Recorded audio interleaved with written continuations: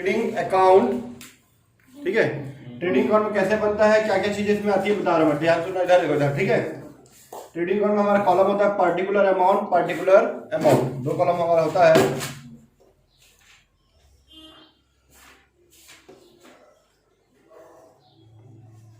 ठीक है, ये क्रेडिट साइड का दो कॉलम, पार्टिकुलर अमाउंट,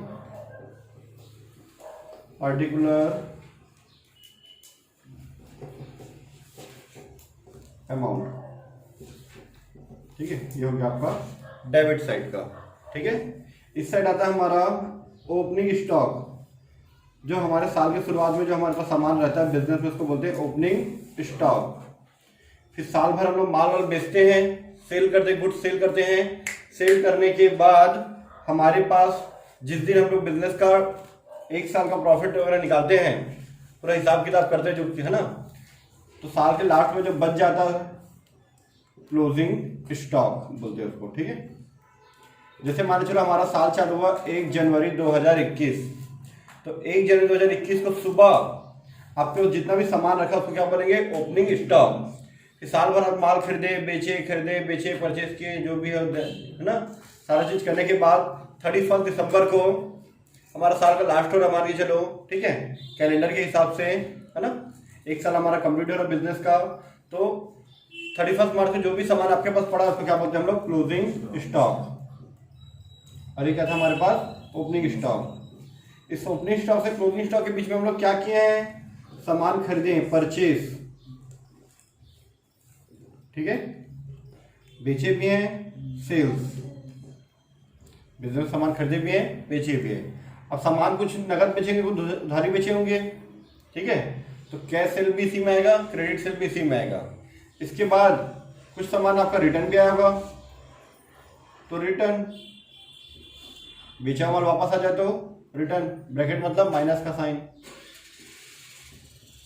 ठीक है, मान के चलो 1,05,000 का आप सेल किए, साल भर में 5,000 का रिटर्न आ गया, तो आपको बचा कितना, 1,00,000 रुपए। सेम ऐसे परचेज, आप 82,000 का परचेज किए हो, 2,000 का नमूने के अनुसार नहीं था, सैंपल जैसा हम लोग दिखे थे वैसा नहीं था, या कुछ और रीजन था। ठीक है, ये एक्सपायरी होने वाला, तो वापस कर दिया हम लोग, रिटर्न कर दिए, इसको बोलते हैं परचेज रिटर्न। खरीदा हुआ वापस कर रहे हैं, ये वापस। ठीक है, इसके अलावा ट्रेडिंग अकाउंट में क्या क्या चीज आती है, वो सभी खर्चे आते हैं जो एक फैक्ट्री में प्रोडक्ट को बनाने के लिए लगता है। प्रोडक्ट को बनाने का जो खर्चा होता है, वो सारी चीजें उसको बोलते हैं डायरेक्ट एक्सपेंसेस बोलते हैं। क्या बोलते हैं सुनो, डायरेक्ट एक्सपेंसेस। डायरेक्ट एक्सपेंसेस का मतलब होता है किसी भी वस्तु को बनाने का जो खर्चा होता है उसको बोलते हैं डायरेक्ट एक्सपेंसेस। जैसे मान चलो हमारे पास कोई बुक है, बुक को बनाने के लिए कागज, छपाई, प्रिंटिंग सारी चीजें जो लग रही है, ठीक है, जो भी वहाँ मजदूरी लग रहा है, फैक्ट्री में मशीन चल रहा है, उसमें डीजल लग रहा है, जो भी पावर जनरेट हो रहा है, सारा चीज किस में आएगा, डायरेक्ट एक्सपेंसेस बोलते हैं। तो डायरेक्ट एक्सपेंसेस का क्या क्या नाम है, सबसे पहले मजदूर काम करते हैं, टू वेजेस। ठीक है, सामान खरीद के लाते हैं, ठीक है, बिना खरीद के लाए हमारा सामान बनेगा क्या, उसको बोलते हैं कैरिज। कैरिज मतलब गाड़ी भाड़ा, इसी को कार्टेज भी बोलते हैं, इसी को हम लोग फ्रेट भी बोलते हैं। ठीक है, कैरिज, कार्टेज एंड फ्रेट, तीनों एक ही नाम है। ठीक है, अब कैरिज, कार्टेज, फ्रेट जो दो टाइप का होता है, एक सामान खरीद के लाते हैं वो वाला इनवर्ड, और दूसरा सामान बेचने जाते हैं, ट्रक में लोड होकर जाता है। मान चलो हमारे ही ट्रक है, हम खरीद के भी लाते हैं हमारे ट्रक से, बेचने भी हमारे ट्रक से जाता है मार्केट में, तो कैरिज आउटवर्ड।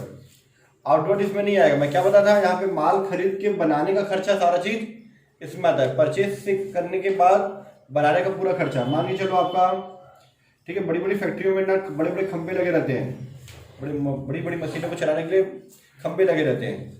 ठीक है, आपके जैसे नहीं कि एक खंभा आपके मोहल्ले में लगा, वो पूरे 100 घर को सप्लाई कर दिया, वहाँ के लिए वहाँ 2 खंभा 3 खंभा लगे रहते हैं, इलेक्ट्रिक है ना, टावर लगा रहता है उसका, उसको जो बिल जनरेट होता है उसको बोलते हैं पावर। नॉर्मल छोटा मोटा को तो हम लोग बिजली व्यय बोलते हैं, इलेक्ट्रिसिटी एक्सपेंसेस बोलते हैं। ठीक है, ये पावर हो गया। डीजल उधर लगता तो फ्यूल, गैस लग रहा तो गैस, कोयला लग रहा हो तो कोयला, पानी लग रहा होगा तो पानी, वाटर खरीदना पड़ता है सारा चीज़, ठीक है। और सामान जैसे खरीद के लाते हैं ना तो गाड़ी भाड़ा देते हैं, ठीक है। जैसे शिपिंग में आ रहा है, शिपिंग ये हो गया, शिप में आ रहा था सामान आपका, विशाखापट्टनम में आपका सामान आया ना, फिर विशाखापट्टनम में जैसे ही सामान आया आपको दे दिया, ऐसा नहीं है। वो रखिए पहले अपना गोडाउन में जाएगा, पूरा चेक करेगा किससे से कितना सामान है, ठीक है। फिर आपको फ़ोन करेगा, आप जाओगे फिर आपको दे देगा, या फिर आपका जो भी एजेंट रहेगा वो लेके आपको भिजवा देगा। तो जो छोटा मोटा चार्ज काटता है वो गोडाउन वाला, उसको बोलते हैं ऑक्ट्रॉय, हिंदी में चुंगी बोलते हैं। ऑक्ट्रॉय टैक्स है एक तरह का ये, ठीक है। और मान के चलो आपको ये ऐसी चीज़ का निर्माण कर रहे हो जो किसी दूसरे का आविष्कार है, किसी दूसरे का आविष्कार है, ठीक है। कोई और उसको रिसर्च किया था, लेकिन आप उससे क्या ले रहे हो, उसके अधिकार को लेके बना रहे हो, तो आपको क्या देना पड़ेगा, रॉयल्टी देना पड़ता है, ठीक है। क्या देना पड़ता है, रॉयल्टी देना पड़ता है, ठीक है। अब मान के चलो किसी ने नया कुछ इन्वेंशन किया, कुछ नया चीज़ आविष्कार किया, अब आविष्कार करने वाला साइंटिस्ट के पास इतना पैसा तो नहीं हो कि उसको पूरा को बना के पूरे वर्ल्ड में बेच सके। वो किसी बिजनेसमैन से बात करेगा, बिजनेसमैन उसको कांटेक्ट करेंगे कि भाई हम आपके चीज़ों को लेना चाहते हैं, बदले में जितना भी बिकेगा उतना हम आपको क्या देंगे, पैसा देंगे करके। जैसे अभी बड़े बड़े सिंगर लोग सिंगिंग करते हैं और उसको यूट्यूब में बहुत सारे ऐप में उसको देते हैं, फिर जितना भी वहाँ से डाउनलोडिंग हम लोग करते हैं या जितना भी हम लोग सब्सक्राइब करते हैं, जो यूट्यूब जितने से कमाता है वो सारा पैसा फिर उनको देता है, ठीक है। तो ये हो गया ऑक्ट्रॉय, रॉयल्टी, ये सारा चीज़ें। और कुछ अदर खर्चा होता है, other direct expenses, other direct expenses, ठीक है। फिर इसमें से अगर इधर का टोटल जा रहा है, मान लीजिए 1,50,000 है, 1,50,000 में से आप 1,30,000 अगर इधर का टोटल आ रहा है, ठीक है, इसका टोटल 130 आया, तो बैलेंस किस साइड बचेगा,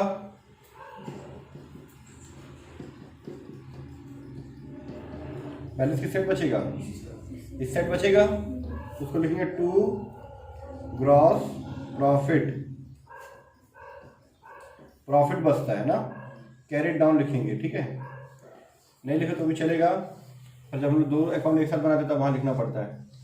और मान लीजिए चलो इस साइड का आ गया, तो अगर इस साइड का 1,60,000 रुपए, इस साइड का 1,50,000 है, इस साइड का टोटल ज्यादा तो इस साइड आएगा, तो उसको लिखेंगे by gross loss carried down. अब कैरिड डाउन को इधर ट्रांसफर करते हैं, इधर वाला कैरिड डाउन को इधर ट्रांसफर करते हैं, ठीक है। ये था हमारा ट्रेडिंग अकाउंट का फॉर्मेट, ठीक है, फॉर्मेट था ये, प्रारूप ट्रेडिंग अकाउंट का। तो हम आगे देखते हैं कि इसको ट्रेडिंग अकाउंट बनता कैसे है, ठीक है। जब हम लोग इसके साथ ग्रॉस प्रॉफिट के ट्रेडिंग अकाउंट के साथ साथ हम लोग जब प्रॉफिट एंड लॉस अकाउंट भी बनाते हैं, बिजनेस का नेट प्रॉफिट निकालने के लिए, मतलब हम लोग साल भर जो बिजनेस किया उसमें शुद्ध कमाई कितनी हुई, नेट प्रॉफिट बोलते हैं, शुद्ध कमाई जो है, शुद्ध लाभ कितना हुआ निकालते हैं, नेट प्रॉफिट निकालते हैं। तो उसके लिए हम लोग बनाना पड़ता है प्रॉफिट एंड लॉस अकाउंट। इसको कंबाइन बनाते हैं तो कैरी डाउन को इधर ब्रॉड डाउन करते हैं, लॉस आया तो ग्रॉस लॉस तो इधर ब्रॉड डाउन कर दिया लॉस को, ठीक है। अरे ग्रॉस प्रॉफिट या ग्रॉस लॉस दोनों में से कोई एक चीज आएगा, इस साइड का ज्यादा तो इस साइड आएगा और इस साइड का ज्यादा तो इस साइड आ जाएगा, ठीक है। तो इसी तरह से हम लोग क्वेश्चन नंबर 1 बना लेते हैं, ठीक है।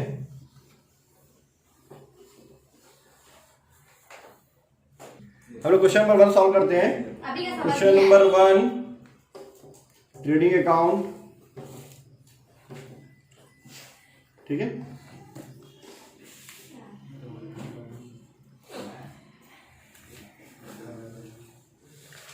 तो क्वेश्चन नंबर 1 ट्रेडिंग अकाउंट में हमको दिया है 31 मार्च 2000 को समाप्त होने वर्ष का बनाना है ना, for the year ending, for the year ending 31 मार्च 2000 दिया हुआ है। फिर वही पार्टिकुलर अमाउंट इधर डेबिट क्रेडिट लिख लेना। तो सबसे पहले हम लोग यहाँ लिख लेंगे ओपनिंग स्टॉक। पहले ये 4 चीज आप लिख लिया करो, ठीक है। यहाँ से ओपनिंग स्टॉक, फिर यहाँ पे टू परचेज, ठीक है, चुप, टू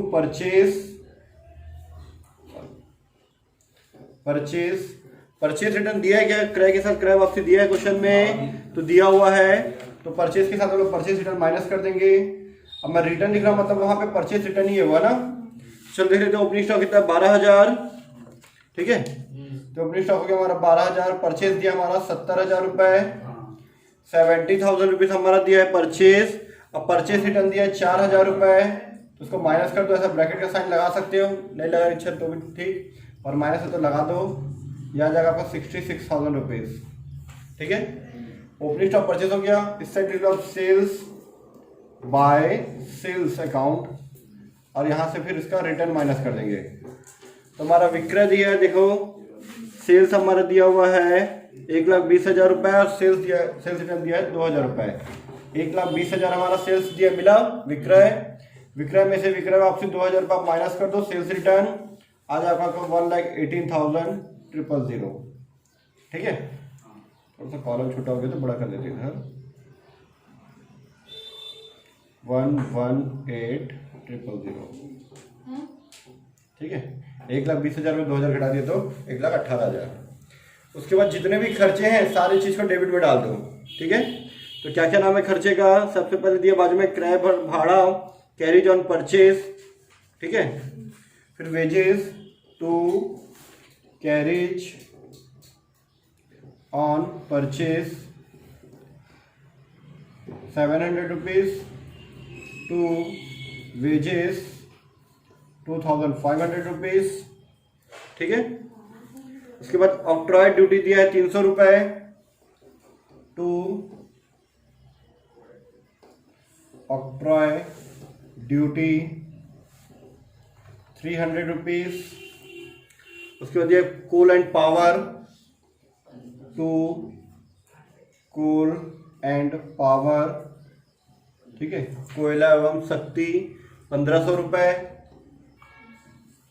ठीक है, और लास्ट में दिया क्लोजिंग स्टॉक कितना, 8,000 रुपए। क्लोजिंग स्टॉक 8,000 रुपए। ठीक है, चलो हम प्लस माइनस करते हैं। तो इस साइड का टोटल आ रहा है मेरा 1,26,000 रुपीज आ रहा है, इस साइड का ज्यादा आ रहा है 126। चेक कर लेते हैं, 126 है इस साइड का टोटल। इस साइड का टोटल कर लेते हैं हम लोग, तो हो जाएगा हमारा 7 दिन हो गया 1,000, और 4 5,000, 5 और 60 71 और 83,000 रुपीज़ माइनस कर दो तो आ जाएगा 43,000 रुपीज़। आ गया हमारा आंसर, आ गया। ठीक है, तो इसको लिखते हैं हम 2। इस साइड कम है हमारा, डेबिट साइड कम है, तो gross profit carried down 43,000 rupees. ठीक है, टोटल आ गया 126,000। ठीक है, थोड़ा सा रिविजन कराता हूँ मैं, चलो देखना। Opening stock, closing stock, purchase पे से परचेज माइनस करके बाहर, अगर दिया हुआ तो, नहीं दिया हुआ तो डायरेक्ट 70,000 में डायरेक्ट लिख देता। अगर कुछ रिटर्न नहीं है तो डायरेक्ट 70 बाहर, सेल्स पे से सेल्स रिटर्न करके बाहर, और जितने भी खर्चे थे लोग डेबिट साइड लिख दिए। अब इस साइड का टोटल ज़्यादा है तो इसमें से इस साइड के माइनस कर दिए, तो 43,000 हमारा आ गया ग्रॉस प्रॉफिट। ये हो गया क्वेश्चन नंबर 1 हमारा कंप्लीट।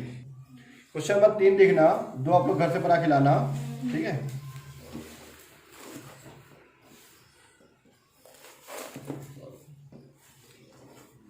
ये बस 2 मिनट में खत्म हो जाएगा, 2 मिनट में। ठीक है, चलो इधर देखना। ओपनिंग स्टॉक 1,000 रुपए, टू ओपनिंग स्टॉक 1,000 रुपए। इसके बाद दिया है परचेज, और परचेज रिटर्न दिया है, परचेज दिया 5,000 और परचेज रिटर्न दिया शायद 150 है ना। टू परचेज 5,000 और 150 हमारा परचेज रिटर्न है, तो जाएगा 4,850। ठीक है, फिर हमारा सेल्स दिया हुआ है बाय सेल्स। ठीक है, सेल्स दिया हमारा 7,000 रुपये, 300 रुपये रिटर्न आया है। ठीक है, सेल्स 7,000 रुपये और 300 रुपये रिटर्न आया है। ठीक है, माइनस रिटर्न 6,700 रुपये। ठीक है, इसके बाद मजदूरी दिया है, कैरेज इनवर्ड दिया हुआ है, वेजेस, कैरेज इनवर्ड और कोल एंड पावर दिया हुआ है 500, 200, 150। ठीक है, टू कैरेज वेजेस, ठीक है, टू कैरेज इनवर्ड। अगर कैरेज आउटवर्ड होता तो ट्रेडिंग अकाउंट में नहीं आएगा, दूसरी जगह आएगा फिर ना। इसमें सिर्फ कैरेज इनवर्ड्स आता है। ठीक है, to coal and power, coal and power. ठीक है, कितना कितना दिया है 500, 200, 150, 500, 200, 150। ठीक है, ये हो गया। क्लोजिंग स्टॉक इस क्वेश्चन में नहीं दिया है, हो सकता है जितना बनाए माल बना जितना उतना सारा चीज़ पूरा बिक गया। ठीक है, यहाँ हम लोग ग्रॉस प्रॉफिट नहीं निकाल रहे हैं, बताओ क्यों? क्योंकि यहाँ पे दोनों साइड का टोटल बराबर आ गया। चलो करके बताता हूँ कैसे। ठीक है, 4850 में 150 ऐड कर तो 5000 आएगा, 5 और 1 6000, 6500, 6700 रुपये इस साइड का टोटल, और इस साइड टोटल पे आपका 6700 रुपये। तो दोनों साइड का टोटल बराबर आ गया, तो आपका ग्रॉस प्रॉफिट नील। या आप लिख सकते हैं यहाँ पे to gross profit carry down nil करके लिख सकते हैं ऐसे NIL करके। ठीक है, ये हो गया हमारा कंप्लीट आंसर।